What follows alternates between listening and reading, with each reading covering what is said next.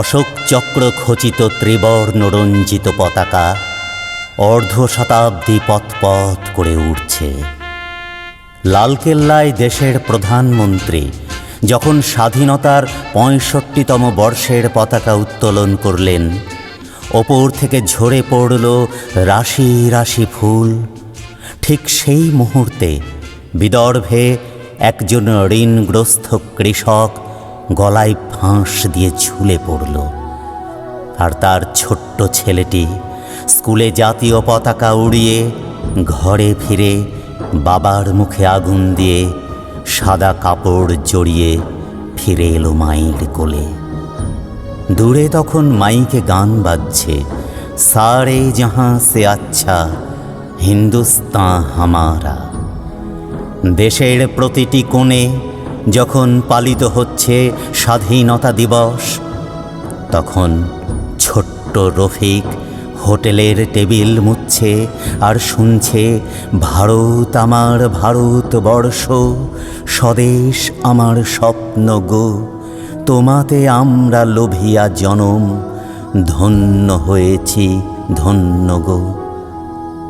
সন্ধেবেলায় যখন পাড়ায় পাড়ায় স্বাধীনতা দিবসের নেতাদের ভাষণ, মেরা ভারত মহান, দামি পোশাক পরে বাবুদের বাড়ির ছোট ছোট ছেলে মেয়েরা নাচে গানে মেতে উঠেছে, বলো বলো বলো সবে, শত বিনা বেনু রবে, ভারত আবার জগৎ সভায় শ্রেষ্ঠ আসন লবে।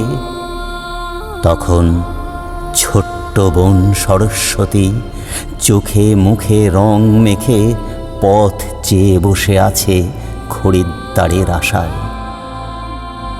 স্বাধীনতা দিবসের রাতে রেস্তোরাঁগুলো যখন মানুষের ভিড়ে জমজমাট, চারিদিক ম ম করছে নানা খাবারের সুগন্ধে, রেস্তোরাঁর বাইরে তখন ফেলে দেওয়া উচ্ছিষ্টে চলছে কুকুরে আর মানুষে টানাটানি। আর ঠিক সেই সময় ভেসে আসছে হেমর চিত্ত পুণ্যতীর্থে জাগরে ধীরে, আজি ভারতের মহামানবের সাগর তীরে। আর সেই বীরাঙ্গনা মা দাঁড়িয়ে আছেন শতচ্ছিন্ন কাপড় পরে জাতীয় পতাকার খুঁটির নিচে। শুষ্ক তাঁর মুখ, রুক্ষ তাঁর চেহারা, যিনি একদিন তাঁর সন্তানকে বলেছিলেন, খোকা যা, লাল মুখদের তড়ায় দেশ থেকে।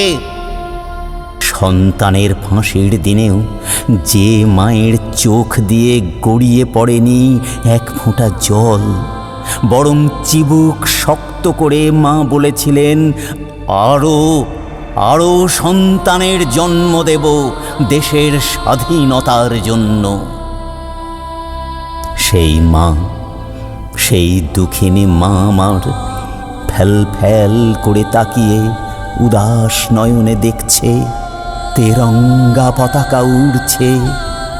ঝড়ে উড়ে গেছে তাঁর শেষ আশ্রয়, ভিক্ষার থালাটা নিয়ে ঘুরে বেড়ায় গ্রাম থেকে শহর। আর কানে ভেসে আসে সেই গান, সার্থক জনম আমার, জন্মেছি এই দেশে, সার্থক জনম মাগো তোমায় ভালোবেসে।